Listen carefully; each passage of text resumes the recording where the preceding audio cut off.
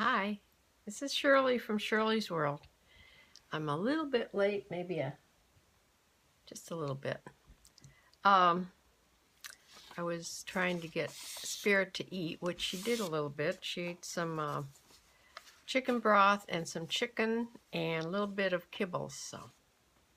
And she's in here with me now. Where is she? No, she went out. So she's feeling better. So that's good. I think she'll be fine now. I wanted to tell you a little more about the psychiatric hospital that I was telling about my last scope, that big scope on the psychiatric nursing, and that place called Hawthorne Hospital. Yes, I want to tell you, number one, I go and talk to a psychologist about once a month or so. I don't know, it's just, I've done it for a long time. I've had the same psychologist, and I swear if it wasn't a doctor-patient relationship, she'd be one of my best friends. We get along so well. But anyway, her being a doctor in a psychology, she has a PhD, and when I told her about my scope, about the psych nursing and about Hawthorne. I said, did you ever hear of Hawthorne State Hospital? And she says, oh my God, I worked there for about 2 weeks. 2 weeks. She says, and then I knew I had to get out of there. So yeah, that was in like 1980, I guess. So it wasn't much better by that time, even though these articles say it was better.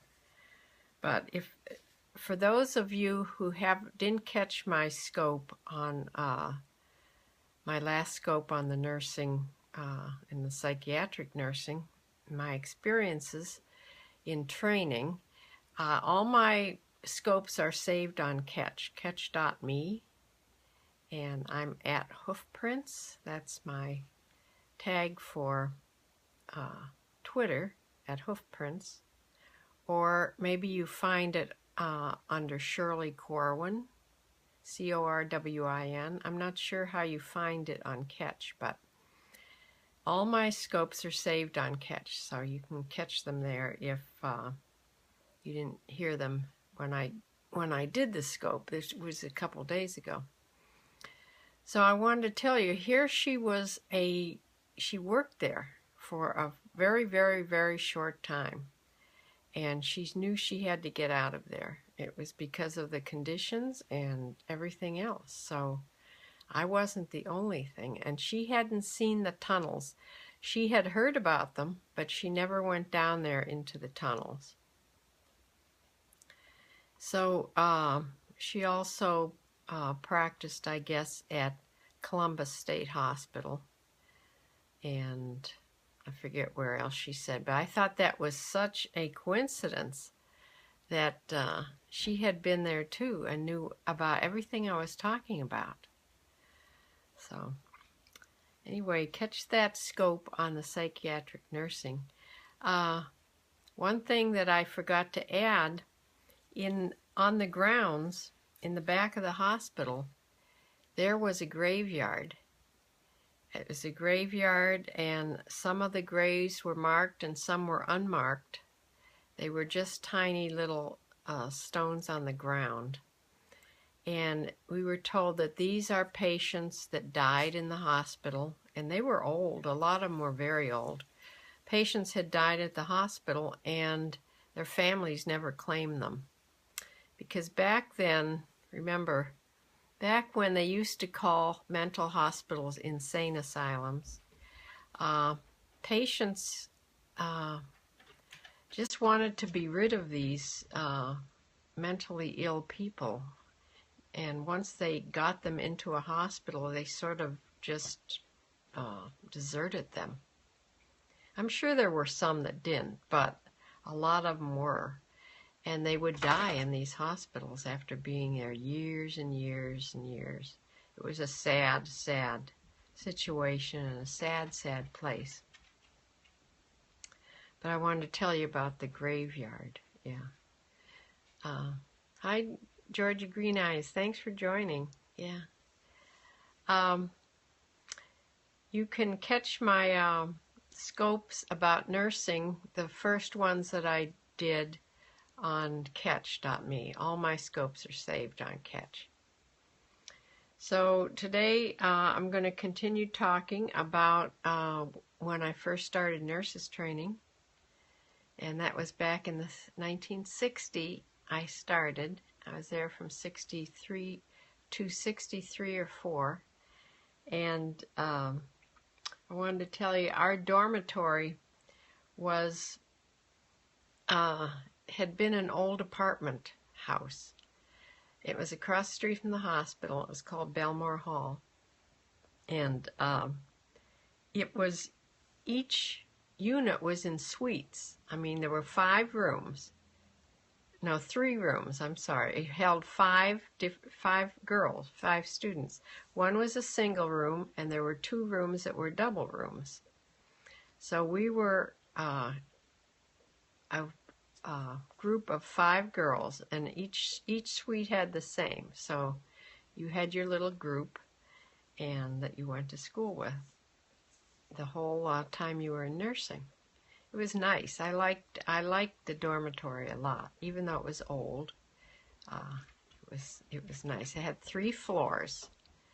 The main floor, where the house mother sat at the front door at her desk. You had to check in and out every time you went in and out of the building with the house mother. And there was a big living room down there where there was a television that we would all go and watch television some evenings. And I remember the big program that was on right then, because it was one of the first medical programs. I don't know if you people ever heard of it, but it was Dr. Ben Casey. Dr. Ben Casey. That was a big thing. We never missed it. It was on every week. We never missed it. We all went down as a group, bunch of us, and watched that program. It's pretty. I'm sure if we'd ever see the replays, they'd be hilarious. But that's one of the programs we watched all the time. But when you'd go up the stairs, no elevators, steps. You went up the stairs to the first floor. It would be the second floor. It was all full of nurses students, and we were on the 3rd floor. And I can remember, nobody was allowed up there besides, of course, the nurses and the house mother. And if you had visitors, they would be escorted up to the floor that you were on. But if there was, if my father was going to visit and wanted to see our room, everybody would shout, "Man in the hall, man in the hall," or "Man on the floor." And so it would warn everybody that there's a male up there, because, things aren't, now they have combination rooms and everything else in colleges, I guess. But that's how it was back then. We were mostly innocent girls, and we weren't allowed to have any man, never have a boyfriend up there, for heaven's sakes. So, yeah, that was, there was some good memories of the dormitory. And at the end of each hallway on the 2nd and 3rd floor, there was a little kitchenette. And there was a table and chairs and things like a toaster and a refrigerator. And every day after class, you could go to the refrigerator, because they'd stock it. They'd stock the kitchen with some cookies and chocolate milk and white milk. But, we all scarfed up the chocolate milk. So I remember that. There wasn't much in the kitchen, but you could bring some things if you if you lived in the area and or your parents say brought you something, you could keep it in the refrigerator. But yeah, I have a picture of my roommate and I in this little kitchen. Looks like we're perking some coffee in an old-fashioned coffee pot. So let me show you this.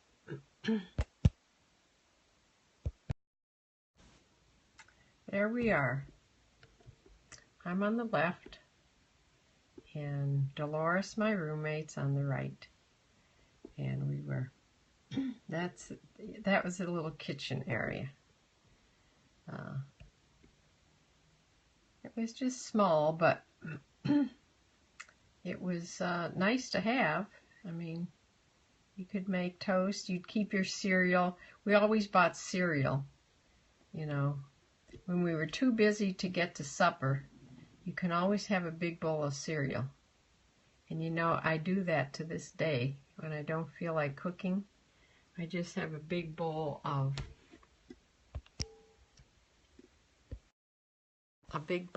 Honey Nut Cheerios. Or one of those, yeah. So does my sister. I wonder if she had, she was a nurse too at Mount Sinai. I wonder if they had a kitchen. I don't remember her dormitory, except they were private rooms. She had a private room, I remember that.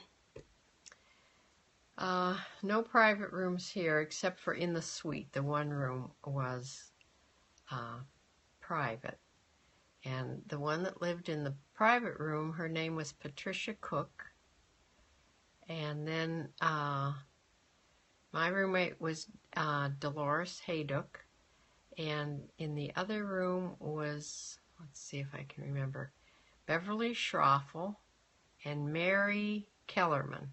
So I remember all my roommates' names. That's a miracle for me to remember anything.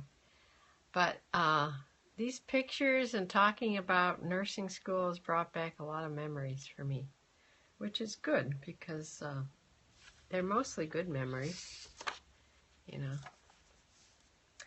Let me tell you a little bit.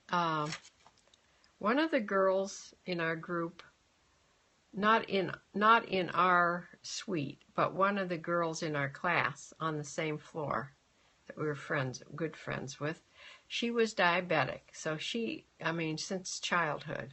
So she was used to giving herself her insulin injections every day.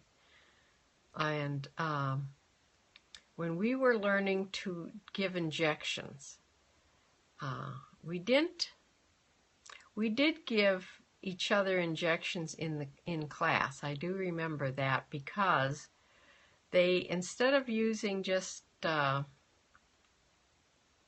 distilled water, they used normal saline, or maybe it was the opposite way around. But whatever it was, it burned like crazy when you'd get a shot of it. It was only a tiny little insulin needle. But when we decided we'd practice at home, in the dorm, and this girl that was a diabetic, she says, "Oh, you can practice on me. I'm so used to, injections. It doesn't matter." So I remember the first time I gave an injection to her, I darted the needle in. You darted it then. They don't do that now. I darted it in, and her skin was so tough from getting injections all those many years that it bounced right off her skin. That just freaked me out. I sure got over a lot of things that freaked me out back then. But, yeah, I do remember that part of it. Yeah. And you really had to work to get the needle in this poor girl that volunteered, and we all would practice on her. Anyway, because besides each other, there was nothing to practice on except a dummy which had a soft spot in his arm. It was a, you know, one of those dummies. I don't know if they had names back then, but you would practice on that, but that's not anything like giving a real person a shot. So that was my memory about getting injections. Okay, another thing you had to learn was how to insert an NG tube, which is a nasal gastric tube, which goes in the nose and back into your esophagus and down to your stomach. Well, that also is not anything like if you practice on a dummy, which they did have a torso there you could practice on. It's nothing like doing the real thing. So they asked for volunteers, and I cannot remember who volunteered. I don't think it was me, for sure. Anyway, I remember this poor girl, we're putting an NG tube down her, and she's gagging, and it wasn't a good sight. But anyway, we learned to do NG tubes, and you know, back then, the NG tubes were rubber. Everything was rubber. There was no plastic. IV tubing, well, no, IV tubing, I guess, was plastic. But Foley's, you know, Foley catheters, they were rubber, and NG tubes were rubber. So imagine that. I'm old. Yeah, this was in the 60s, so. What else do I remember from training? I have little notes here, but I don't think I have anything else written down about nurses training. Huron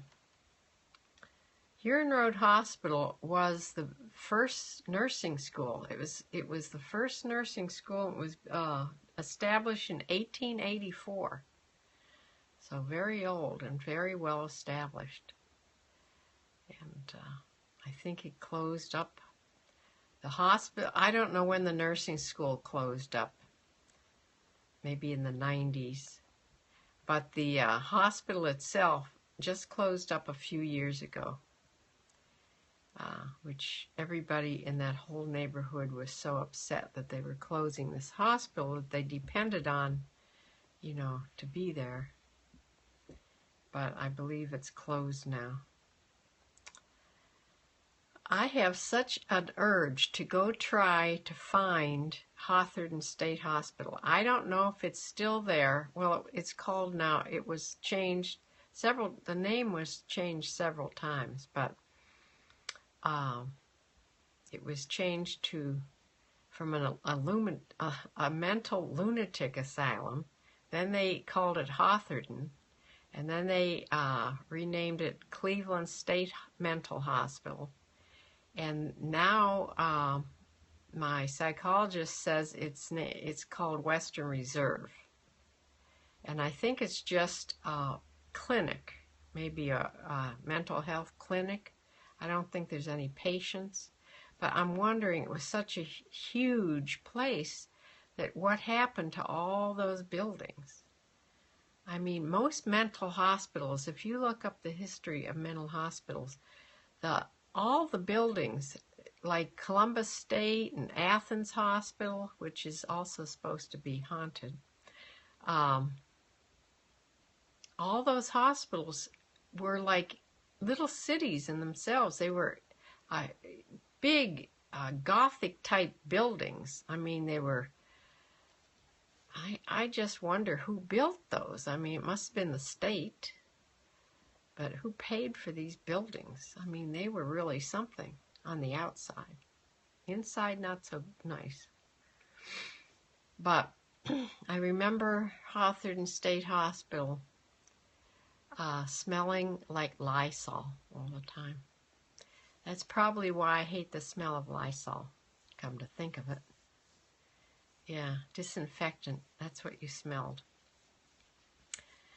But anyway, those are my, the end, I think, unless I'll probably think of more and add them into